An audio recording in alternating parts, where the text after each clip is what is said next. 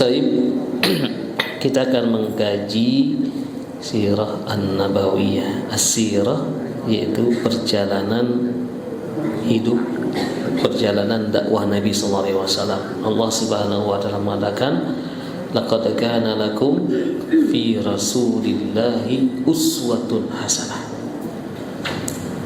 Laqad, sungguh, kana lakum, bagi kalian, fi rasulillah, pada Rasulullah, uswatun, panutan, hasanah, yang baik. Liman kana, liman, bagi barang siapa, kana yarjullah, yang mengharapkan rahmat Allah. Kata kana di dalam bahasa Arab ini maknanya terus menerus. Bagi siapa saja yang terus menerus mengharapkan pahala dari Allah, wal yaumal akhir, dan bertemu Allah di hari akhir, wa dzakarallaha katsira, dan menyebut Allah dengan zikir yang katsira, banyak ya. Nah, sirah nabawiyah dibagi menjadi 3 fase. 3 fase sirah nabawiyah akan dilalui. Yang pertama, fase sebelum diutus Nabi, masa kecil sampai berumur 40 tahun. Kemudian fase Makkiyah, fase-fase di mana Nabi awal-awal menerima wahyu dan ciri-cirinya seperti apa nanti akan kita jelaskan. Kemudian fase ketiga, fase terakhir, fase Madaniyah. Jadi di mana Nabi SAW memulai hidup baru setelah hijrah. 13 tahun beliau di Mekah, kemudian 10 tahun di Madinah. Nah, sekarang fase sebelum menjadi Nabi. Masa kecil Nabi Muhammad SAW sampai berumur 40 tahun. Dalam bahasa Arabnya qoblal bi'tsah, sebelum Nabi diutus. Qoblal bi'tsah. Jadi kita harus mengenal siapa panutan kita, karena salah satu dari 3 ilmu yang harus kita kuasai adalah ma'rifatu Rasulillah. Ada 3 ilmu yang harus kita kuasai. Yang pertama, ma'rifatullah, mengenal Allah. Yang kedua adalah ma'rifatu Rasulillah, mengenal Rasulullah SAW.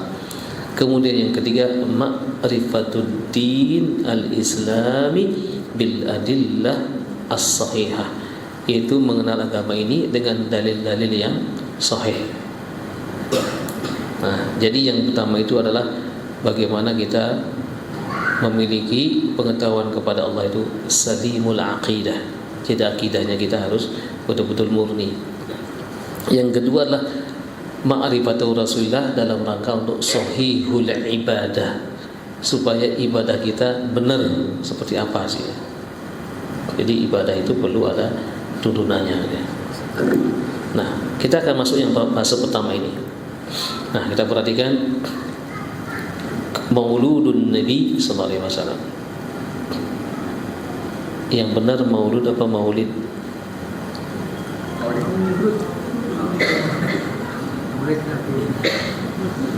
Ayo, yang benar maulud apa maulid? Dari mana taunya?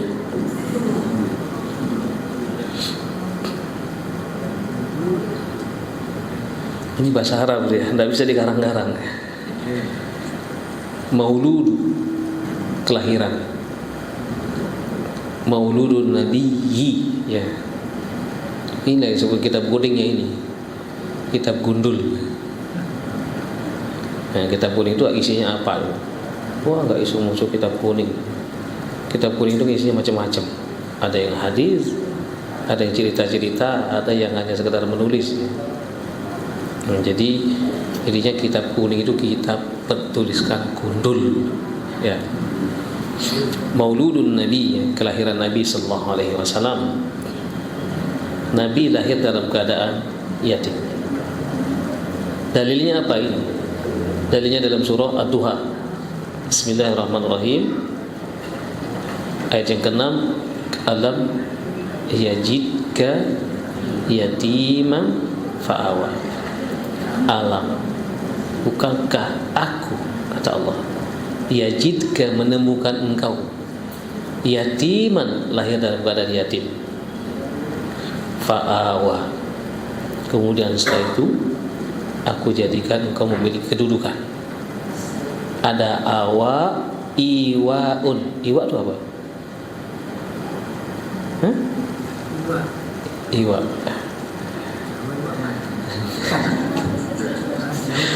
Bahasa Jawa ini iwa itu ikan ya. Iya.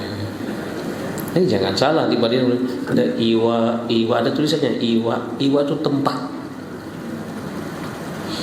Kok di Jawa jadi ikan? Iwa, ma'wa, jannatul ma'wa, tempat ya, tempat yang menenangkan. Jadi fa'awa, alam yajidka yatiman fa'awa. Nabi SAW lahir di saat orang tuanya, yaitu Abdullah, berumur berapa tahun?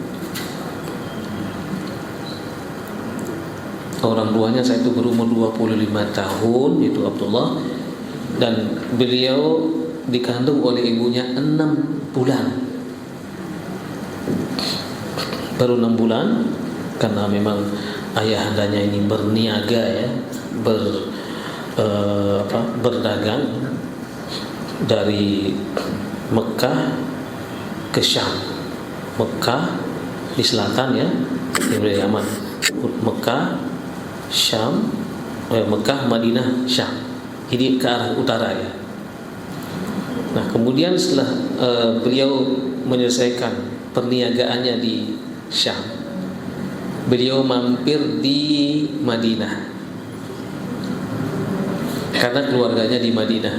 Jadi ayahanda ini keluarganya banyak di Madinah, di Bani Najjar. Nanti kalau jenengan umroh, pintu 8, 9, 10 masjid, disitulah dulu tempat Bani Najjar. Saya ngajak jamaah biasanya ke sana, ini dulu tempatnya dulu, kebun. Di sini ada kebun dulu, di sinilah tempat perkampungan Bani Najjar. Keluarga Nabi sallallahu alaihi wasallam dan ayahandanya meninggal di sana. Kemudian Masjid Nabawi diperluas. Jadi semua kuburan-kuburan yang ada di sekitar Masjid Nabawi itu dipindahkan semuanya ke Baqi'. Termasuk dulu di samping Masjid Nabawi ada kuburannya orang Yahudi, itu semua dipindahkan. Jadi mulanya dulu Masjid Nabawi dibangun menghadap ke Baitul Maqdis, mengarah ke utara. Kemudian 16 bulan Nabi berdoa ya, supaya kiblat itu diarahkan ke kiblatnya Nabi Ibrahim, yaitu Ka'bah. Persis 16 bulan, yaitu 1 tahun 4 bulan, turun ayat 144 surah Al-Baqarah. A'udzubillahi minasyaitonir rajim. Qad nara taqalluba wajhika fis-sama' falanwalliyannaka qiblatan tardaha fawalli wajhaka syatral masjidil haram. Ayat 144 surah Al-Baqarah. Jadi Allah mengatakan, kami telah melihat engkau selalu menghadap ke langit, menengadahkan wajahmu ke langit, untuk meminta supaya kiblat Nabi kiblatnya pindah ke Ka'bah. Akhirnya Allah pun mengabulkannya. 144. Benar enggak? Coba dicari. Gampang, yang bawa internet cari ya, surah Al-Baqarah HP gampang ya. Ayat 144. Kita manfaatkan gadget kita.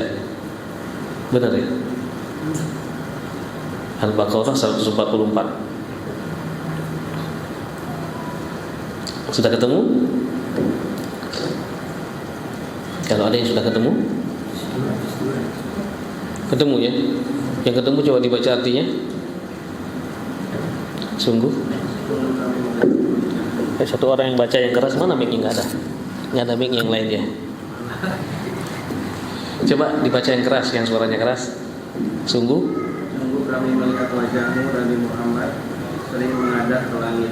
maka pasti akan kami palingkan engkau ke kiblat yang kau sukai. Lalu hadapkanlah wajahmu ke arah Masjidil Haram. Dimanapun kamu sekalian berada, hadapkanlah wajahmu ke arah itu. Sesungguhnya orang-orang yang diberi kitab benar-benar mengetahui bahwa pemindahan kiblat ke Masjidil Haram itu adalah kebenaran dan kebenaran. Allah tidak lengah terhadap apa yang kita kerjakan. Ya, itu ya. Kemudian mulai saat itulah kiblat pindah menghadap ke Ka'bah. Jadi kalau orang sholat di Madinah, kiblatnya arahnya ke Ka'bah, arah ke selatan ya. Karena ada orang ke mana? Dari gimana sholatnya di Madinah? Ya tetap menghadap ke barat ya. Ya di Indonesia ya. Kalau kita sholat di Suriname, sholatnya menghadap ke mana?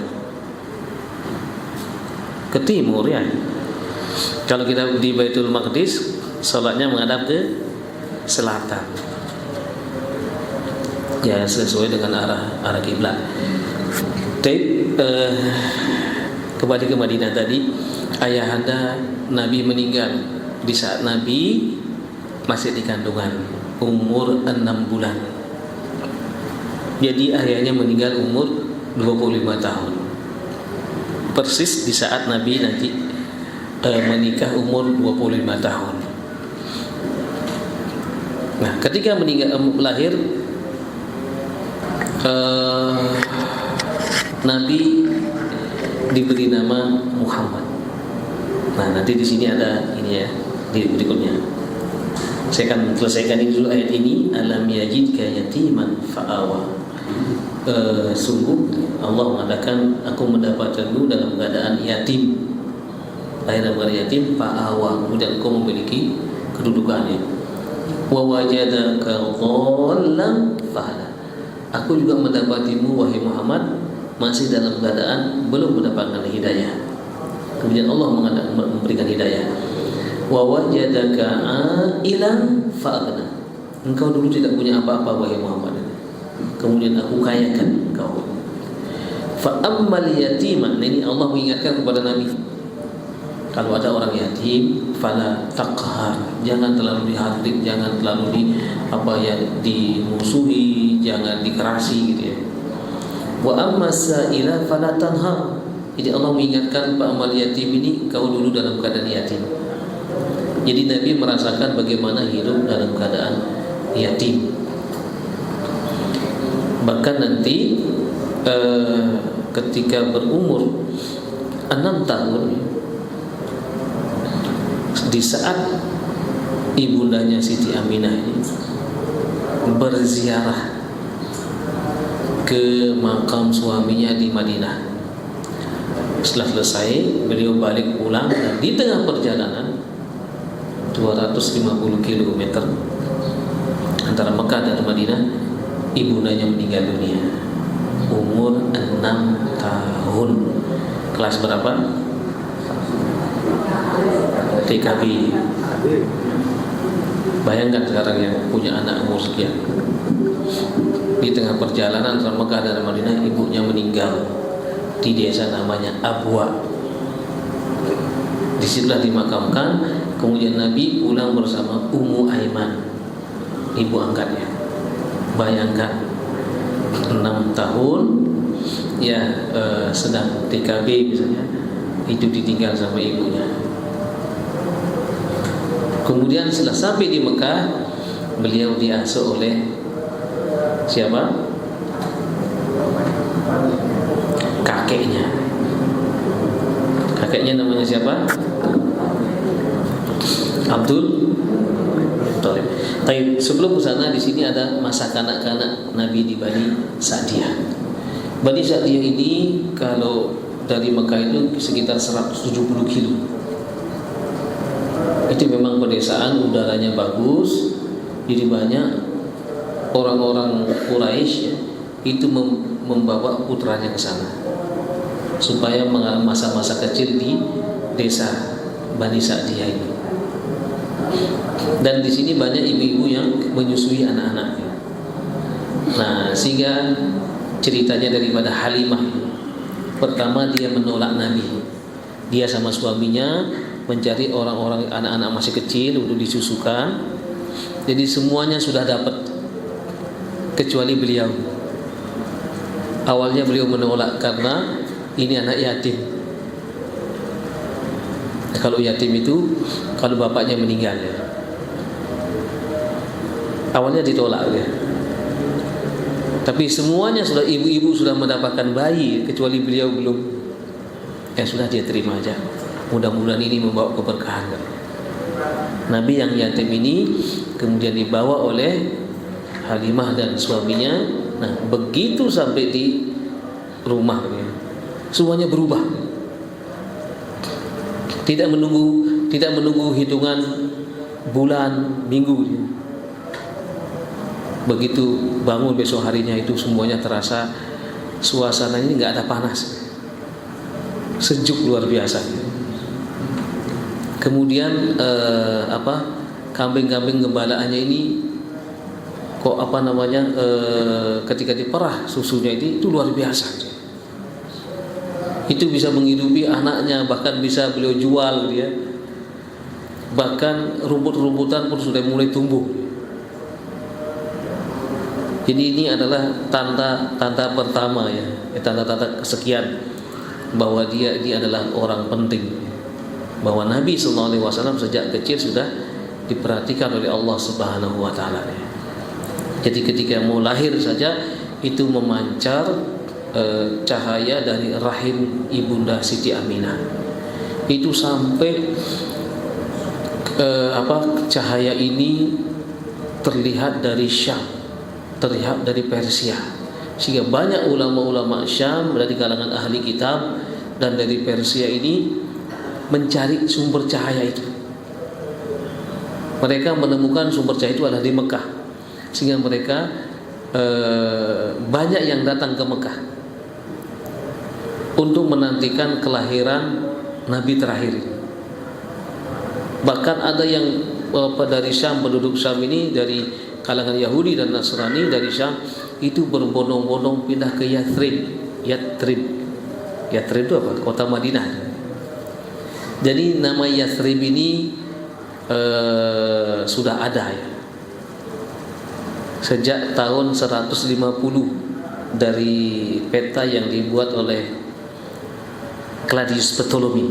Orang Nasrani membuat peta bahwa nama Yathrib itu sudah ada dari zaman Yathrib, Najran, kemudian Sheba ya, Saba gitu ya. Najran ini nenek moyangnya Prabu Sarkil dari Nusantara ya, yang terahnya itu kepada Nabi Ismail. Jadi banyak wali-wali Songo ini adalah itu yang nyambung dengan Nabi Ismail alaihissalam. Nah, semuanya menyaksikan cahaya itu, dicari sumber cahaya itu. Satu mukjizat yang luar biasa. Nah, kemudian ketika lahir beberapa hari disusukan oleh ibundanya, kemudian Suwaibah ya, yang menyusukan Nabi, kemudian datanglah Halimah membawa Nabi SAW yang masih kecil ke Bani Sa'diyah 170 kilo. Nah, kemudian ada keanehan-keanehan yang terjadi seperti rumput-rumputan yang kering dari itu menjadi menghijau. Pokoknya subur sekali di Bani Sa'diyah, di tempat beliau tinggal ini. Jadi beliau tidak pernah kekurangan makanan. Nah, jadi hewan gembalaannya menghasilkan susu yang banyak dan cepat berkembang biak. Jadi cepat melahirkan.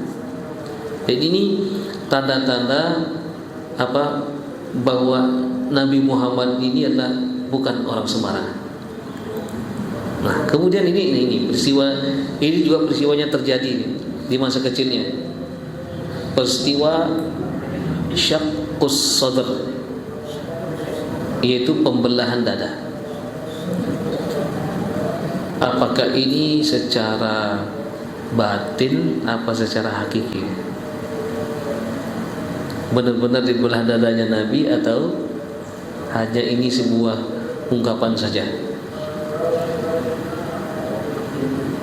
Benar dibelah apa enggak?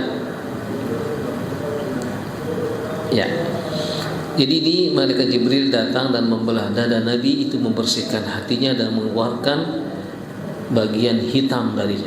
Jadi betul-betul dibelah. Nanti akan terlihat, kata Anas bin Malik, aku melihat jahitan di dada Nabi sallallahu alaihi wasallam. Ini operasi tingkat tinggi ini. Berapa kali Nabi dioperasi? Yang operasi malaikat ya. Kepalanya malaikat. Kalau malaikat Jibril ini adalah dalam bentuk aslinya orang tidak bisa melihatnya. Nabi saja pingsan melihatnya. Begitu keluar dari gua Hira, jadi pada saat beliau akan menerima wahyu, ya ayyuhal muddatsir qum fa'andir, beliau melihat langit itu enggak kelihatan, tertutup oleh sayapnya malaikat Jibril yang memiliki sayap 600. Malaikat-malaikat yang lain ada yang memiliki sayap 2, ada yang 3, ada yang 4. Tapi malaikat Jibril 600 sayap.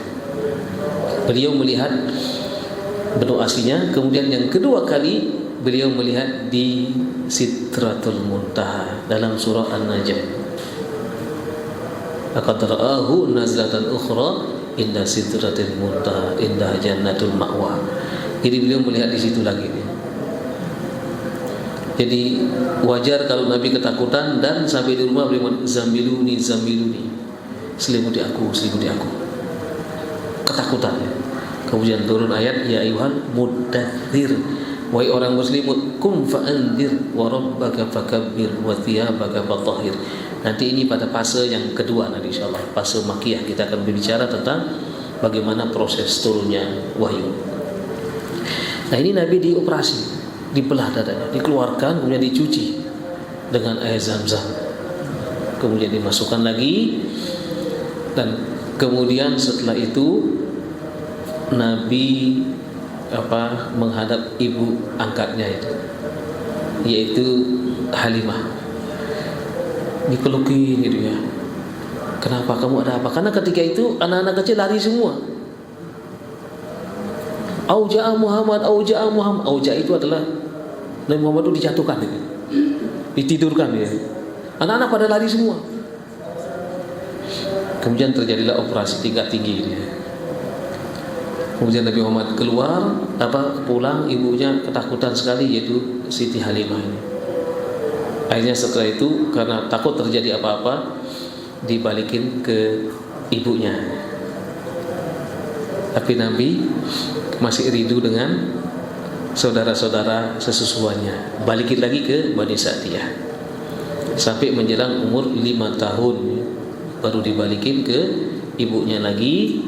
Umur 5 sampai 60 tahun diasuh sama ibunya, yaitu Siti Aminah ya. Kemudian setelah itu meninggallah ibunya dan diasuh oleh kakeknya. Nah, ini terjadi pembelahan dada di antara umur 2 sampai 5 tahun ini. Ini betul-betul dibelah dadanya. Nah, ini hadisnya ini ya. Nah, ini. Anna Rasulullah sallallahu alaihi wasallam atahu Jibril. Jadi bahwa Rasulullah SAW didatangi oleh malaikat Jibril, wa huwa yal'abu ma'al gilman. Dia sedang main-main dengan anak-anak. Fa akhadhahu fasar'a. Diambil kemudian ditidurkan. Fa syaqqa an qalbihi, kemudian dibelah dadanya. Fastakhrajal qalb. Kemudian dikeluarkan hatinya. Fastakhraja minhu alaqah, dikeluarkan darinya semua alaqah yang menempel, yang hitam ya. Faqala hadza hadzus syaitan minki.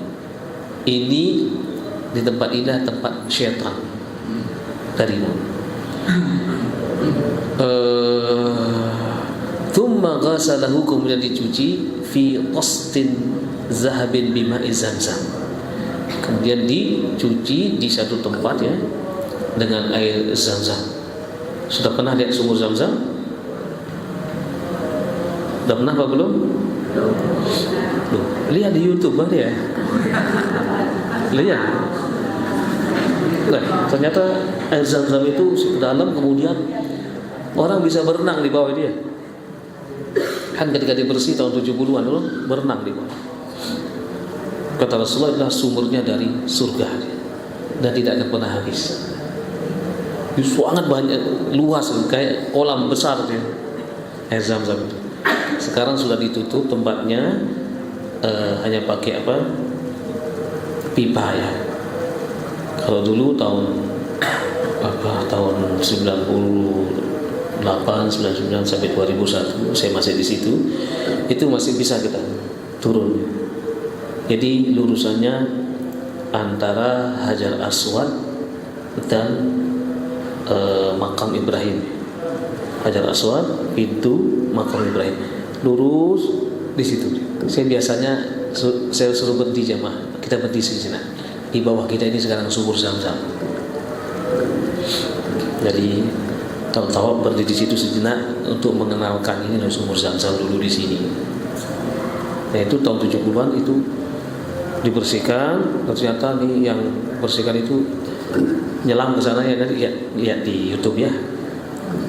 Itu seperti kolam luar biasa. Nah ini Nabi SAW dibersihkan pakai Zam-Zam. Kalau mau wudhu pakai Zam-Zam nanti bisa umroh ya. Iya ini ya. Insyaallah tanggal 23 Maret kita akan 3 pesawat insyaallah ya.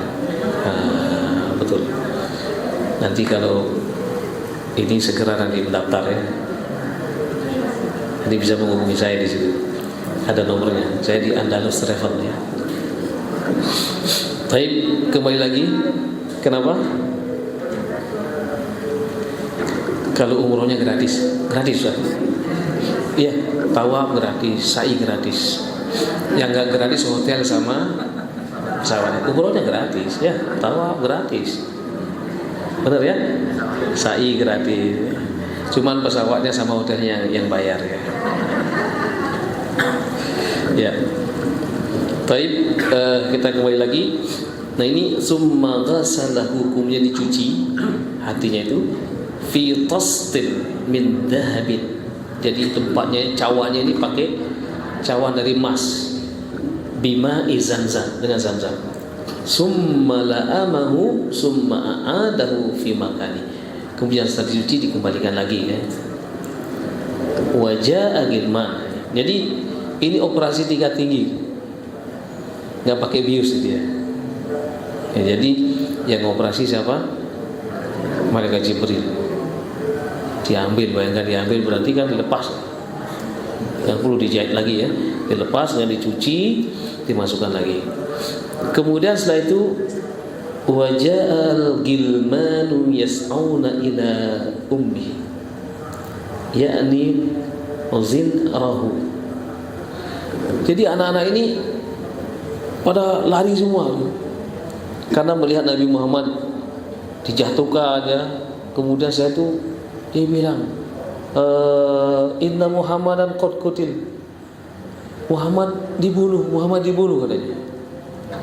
Fastaqbalahu wa huwa muntaqi'ul laun. Nah, setelah itu kan ibunya ini khawatir apa yang terjadi. Jadi menemukan Nabi Muhammad ya artinya sudah berubah warnanya. Maksudnya ya wajahnya karena baru selesai operasi gitu ya. Kemudian kemudian ibunya ini itu Halimah As-Sa'diyah, ibu susuannya ini merasa khawatir. Jangan-jangan terjadi apa-apa terhadap anak ini. Namanya juga di perkampungan, di desa gitu ya, di tengah hutan. Nah, jadi khawatir, maka dikembalikanlah ke ibunya. Tapi lagi-lagi Nabi saudara-saudara ini juga senang main dengan Nabi gitu. Nabi masih kecil.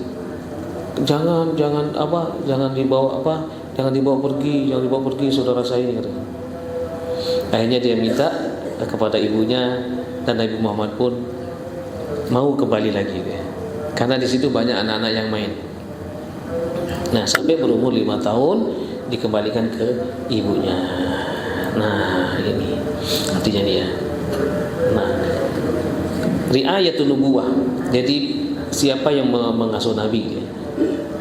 Umur 6 tahun ibunda Nabi meninggal di Abwa. Jadi setelah 2 tahun diasuh, umur 5 sampai 6, ibunya rindulah untuk berziarah karena Nabi Muhammad sudah berumur 6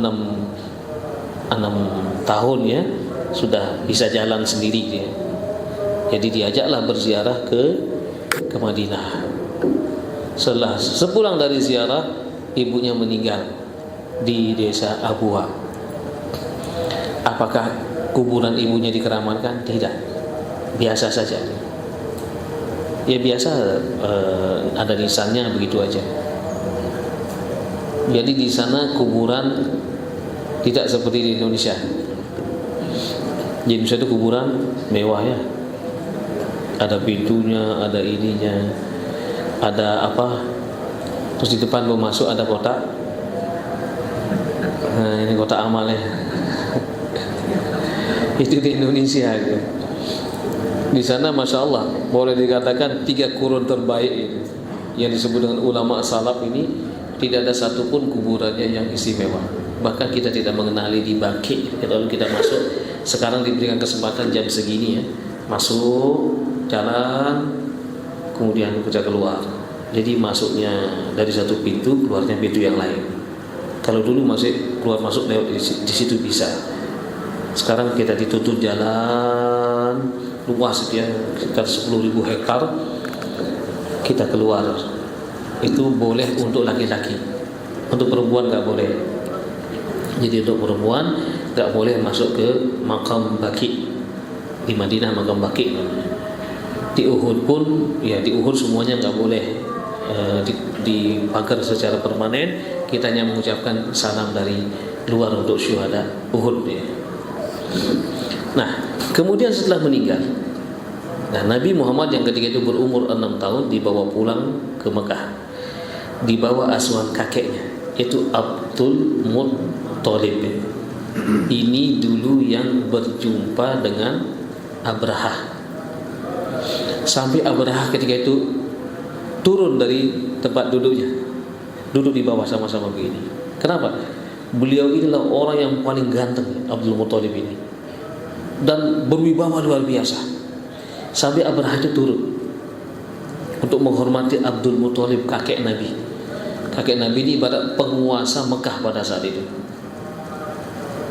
Nah, kemudian dia mengasuh umur 6 sampai 8. Umur 8 kakeknya meninggal.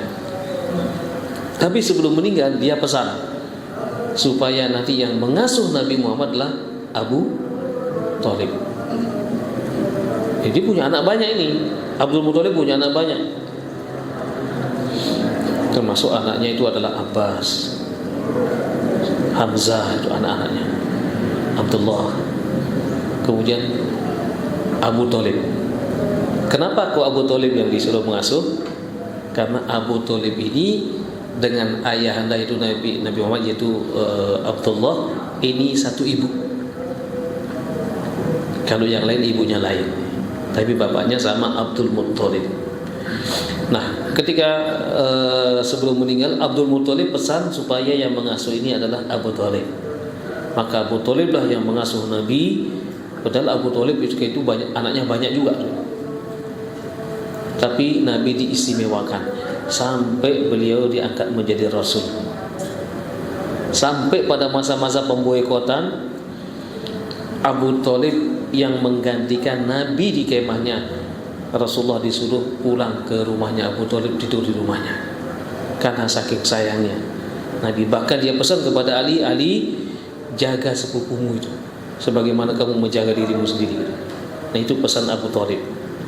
Karena dia tahu bahwa Abu Thalib Nabi Muhammad ini adalah memiliki keistimewaan. Nah, makanya pada umur 12 tahun ya, beliau diajak berdagang ke negeri Syam, ke Syria.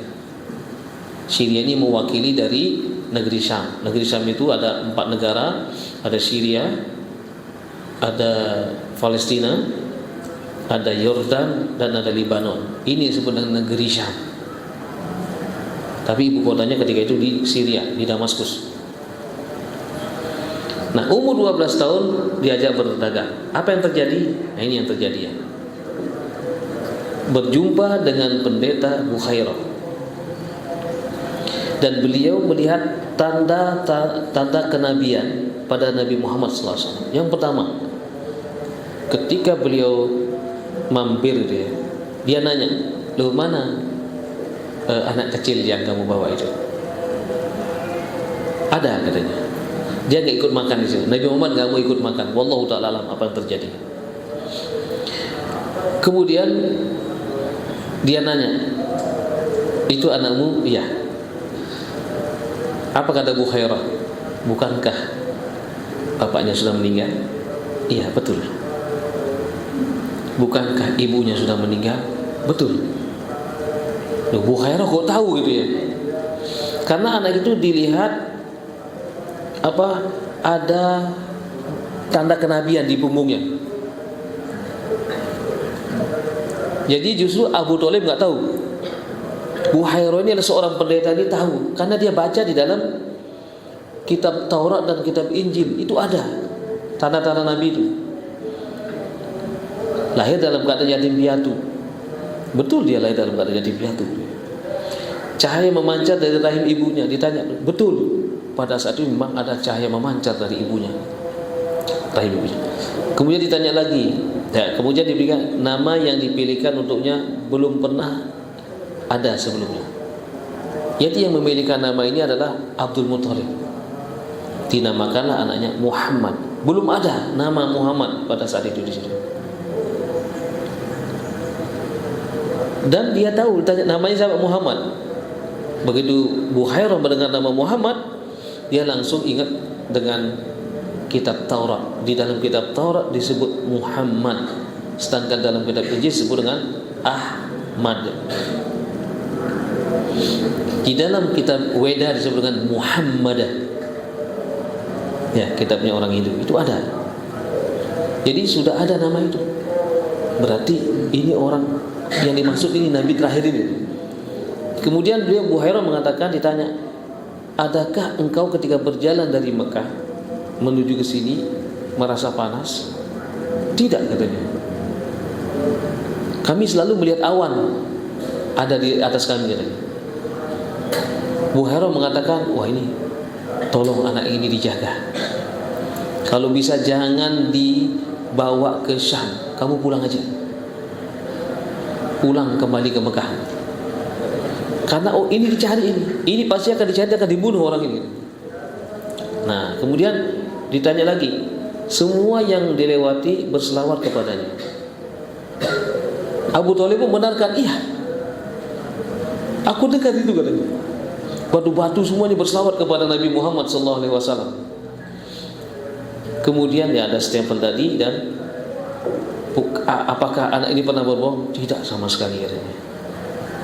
Dia selalu jujur, maka disebut dengan Al-Amin. Nah, Bukhairah mengatakan, tolong anak ini dibawa pulang kembali. Nah, mulai sejak itulah Abu Thalib itu penjagaannya kepada Nabi sangat ketat sekali. Jadi dimanapun ada Nabi Muhammad, di situ ada Abu Thalib.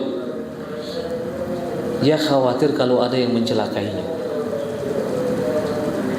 Dan ini diketahui oleh anak-anaknya Abu Thalib, saudaranya Abu Thalib, seperti Abbas, Hamzah, tahu itu. Tapi beliau belum mendapatkan, ketika Nabi diangkat menjadi Nabi, beliau belum beriman dia. Tetapi rasa kecintaannya kepada Nabi sudah luar biasa. Bahkan kalau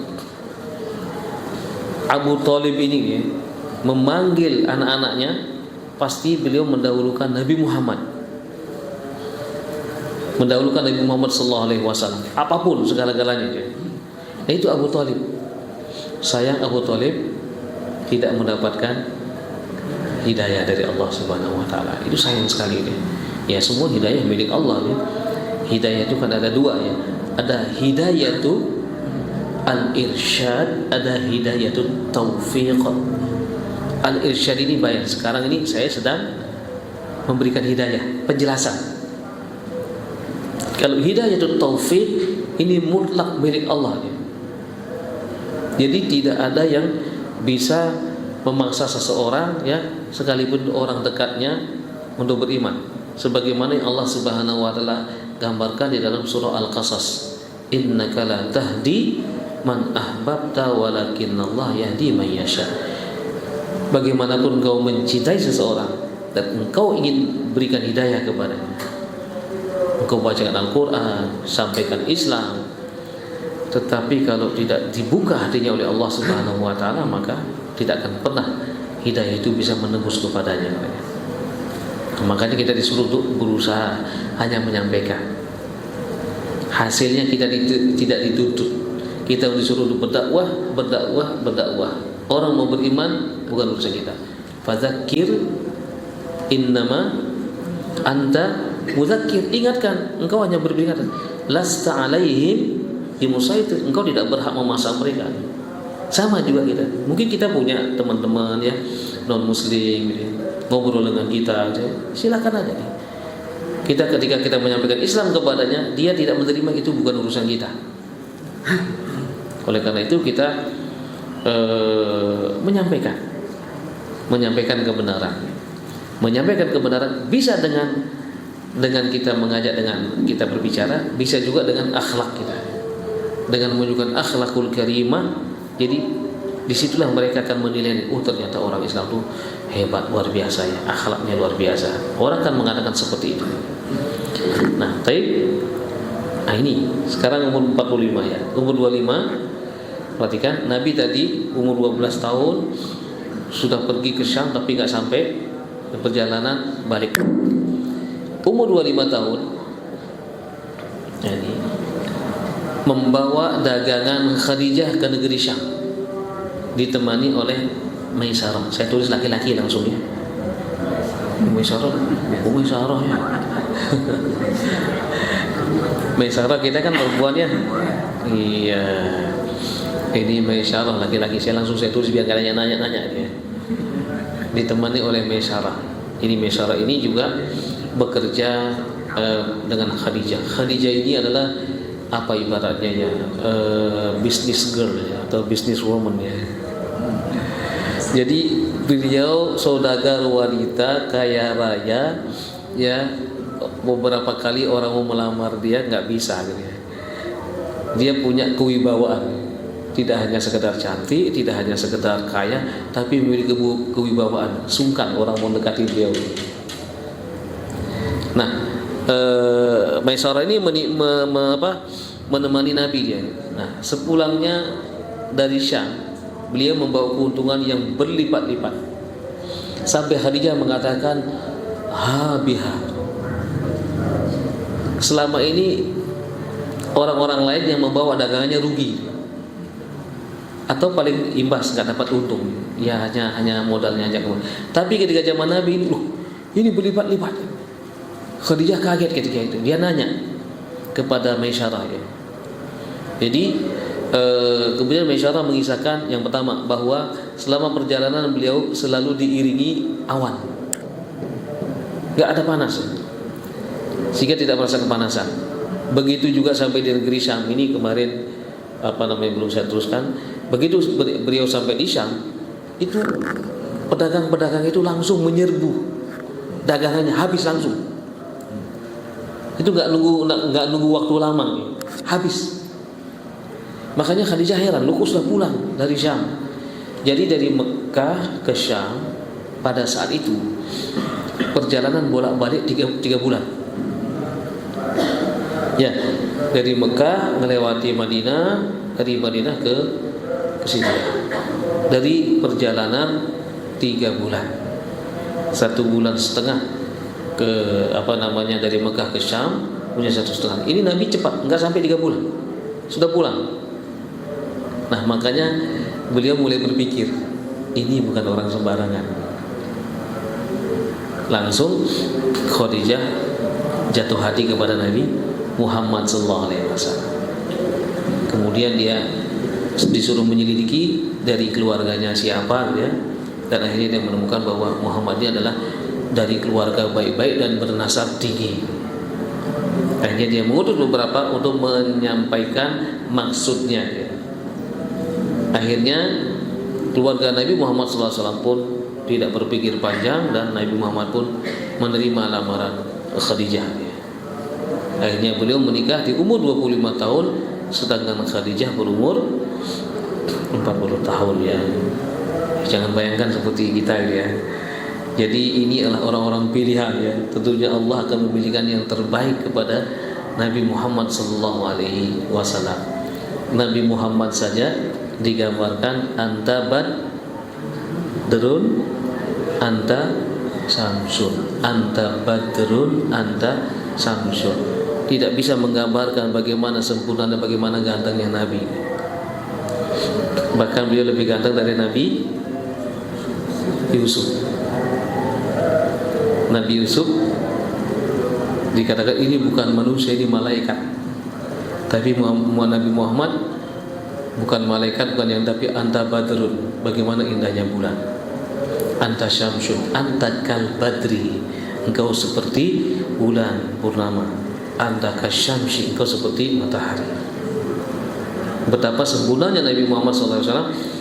Tidak mungkin yang menjadi pasangan Nabi itu juga orang biasa-biasa. Maka beliau melahirkan siapa? Beliau dipilihkan Khadijah ini dan nanti melahirkan Fatimah, Zainab, siapa lagi? Fatimah, Zainab,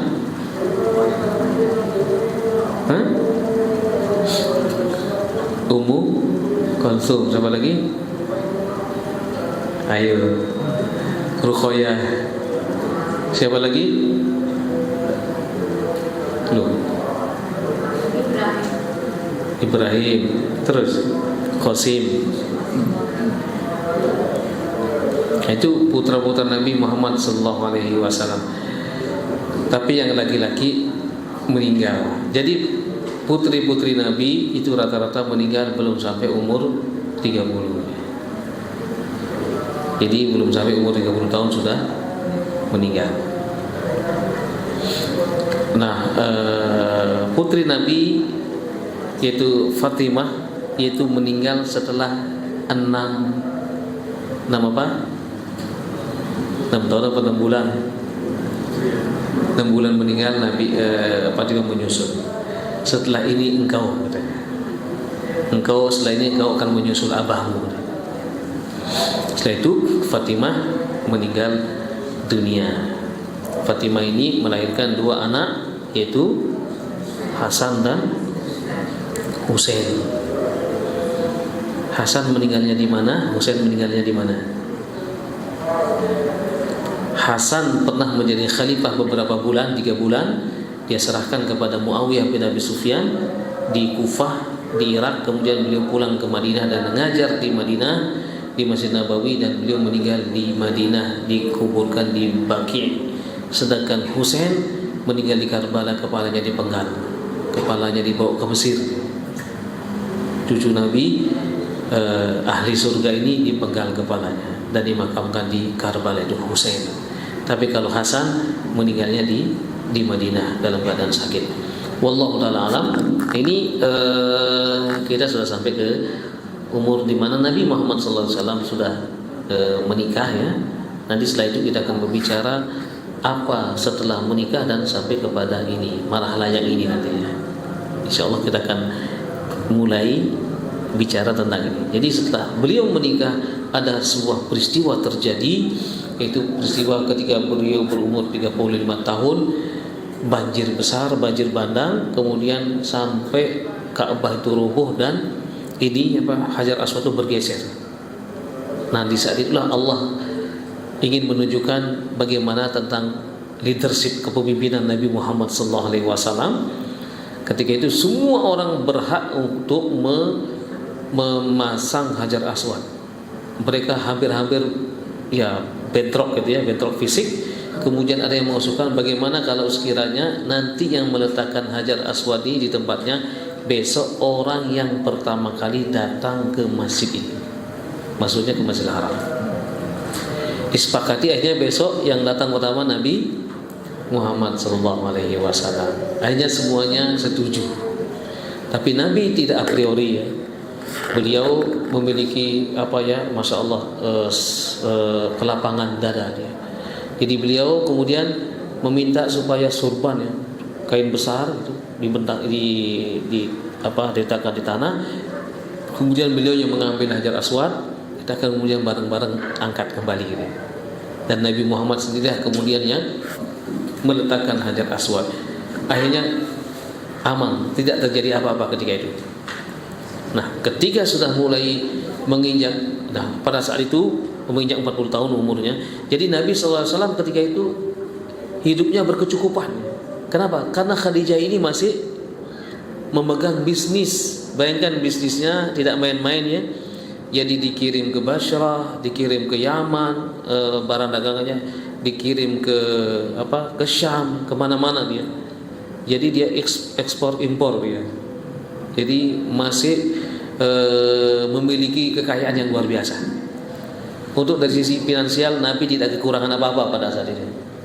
Nah, baru nanti pada saat beliau berumur menjelang 40 tahun, disitulah beliau terasa ada kekosongan. Rasanya kok hidup itu seperti ini terus. Beliau mulai berpikir, melihat orang-orang yang minum, melihat orang-orang yang mengubur anaknya hidup-hidup gitu ya. Beliau kepingin mencari ketenangan. Hanya beliau bermimpi disuruh ke tempat yang sepi, yaitu ke sebuah gunung yang disebut dengan Jabal Nur ya. Arah ke timur, kemudian beliau menyendiri di situ, merenung. Jadi Nabi itu adalah cerdas luar biasa. Memang Allah memilih Nabi ada orang-orang yang cerdas, sehingga Nabi itu memiliki 4 sifat. Sifat yang pertama adalah sifat as-sidqu, sidik, jujur. Yang kedua adalah fatin, itu orang yang cerdas. Kemudian yang ketiga adalah amanah ya. Jadi menyampaikan apa yang diperintahkan oleh Allah. Kemudian yang keempat itu adalah tabligh menyampaikan ya. Jadi amanah menyampaikan. Dan beliau adalah cerdas. Beliau merasa kok tiap hari kok begini terus ya. Jadi ada rasa kekosongan jiwa. Kalau seperti ini terus ya, berarti untuk apa hidup? Itu berperang pikirannya. Ya, beliau mendapatkan mimpi untuk merenung di sana. Dan beliau datang ke sana di bulan Ramadan, di akhir Ramadan. Jadi merenung terus. Akhirnya Nabi SAW nanti sudah betul-betul dipandang siap oleh Allah Subhanahu wa taala. Maka barulah datang malaikat Jibril dengan membawakan satu firman-Nya, yaitu 5 ayat surah Al-Alaq. Ada yang hafal? A'udzu billahi minasy syaithanir rajim. Bismillahirrahmanirrahim. Iqra bismi rabbikal ladzi khalaq. Khalaqal insana min 'alaq. Iqra wa rabbukal akram. Alladzi 'allama bil qalam. 'Allamal insana ma lam ya'lam. Ini baru 5 ayat saja turun. Perintah untuk Iqra, untuk membaca secara harfiah dan untuk membaca secara pikiran, untuk mentadaburi. Baru 5 ayat ini turun kepada Nabi Muhammad SAW di saat beliau berumur 40 tahun. Dan bagaimana peristiwa turunnya ini dan turunnya Al-Quran 2 kali ya, dari Lauhil Mahfuz ke langit dunia, itu turun pada malam Lailatul Qadar. Kemudian dari langit dunia turun kepada Nabi Muhammad SAW. Ada ulama mengatakan dimulai pada tanggal 17 Ramadan, sebagaimana disebutkan dalam surah Al-Anfal. In kuntum amantum bima anzalna ala abdina yaumal furqani yaumal taqal jama'an. Sebagaimana kalau kalian mengimaninya, beriman kepada Al-Quran yang diturunkan seperti pertemuan antara 2 tentara, yaitu kaum musyrikin Mekah dan kaum muslimin, tepat pada tanggal 17 Ramadan. Ini yang dijadikan sebagai dalil turunnya kepada Nabi Muhammad itu adalah pada bulan Ramadan tanggal 17. Sedangkan turunnya dari Lauhil Mahfuz ke langit dunia pada malam Lailatul Qadar. Bismillahirrahmanirrahim. Hamim wal kitabil mubin. Inna anzalnahu fi lailatin mubarakatin fiha yufrahu kullu amrin hakim amran min indina inna kunna mursilin. Di dalam surah Ad-Dukhan, ya. Taib, ini mungkin yang dapat kami sampaikan. Nanti insyaAllah tentang prosesi turunnya, kemudian apa hikmahnya, kita pada pertemuan berikutnya. Dan pada bagian ini masuk kepada bagian pertama nanti, periode pertama itu dakwah secara sembunyi-sembunyi dan merahasiakan struktur organisasi. Jadi kita akan mulai dari sini nanti. Jadi artinya dari mulai sebelum lahir sampai Nabi menjadi berumur 40 tahun kita sudah selesaikan secara singkat, ya. Nanti kita akan banyak berbicara di sini. Mulainya Nabi diangkat menjadi Nabi itu kapan, dan menjadi Rasul itu kapan.